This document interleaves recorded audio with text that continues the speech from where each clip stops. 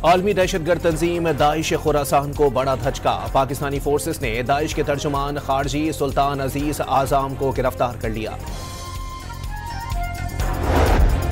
शाह महमूद कुरैशी और डॉक्टर यास्मीन राशिद समेत 37 मुल्जिमान के खिलाफ 9 मई केस की समाअत मुकम्मल। कल फैसला सुनाए जाने का इम्कान।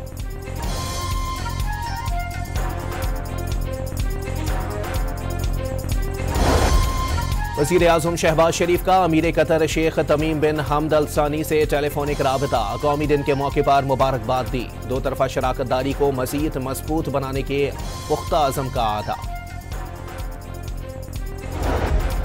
इस्लामाबाद हाई कोर्ट का जस्टिस तारिक महमूद जहांगीरी को नाअहल करार देकर डी नोटिफाई करने का हुक्म। बतौर जज तकर्रुरी के वक्त तारिक महमूद जहांगीरी दुरुस्त और काबिल कबूल LLB डिग्री के हामिल नहीं थे। 3 सफ़ात पर मुश्तमिल फैसला जारी। लहिया में मोटरसाइकिल गन्ने से भरी खड़ी ट्रॉली से टकरा गई। 2 अफराद जाँ बहक, मय्यत अस्पताल मुंतकिल।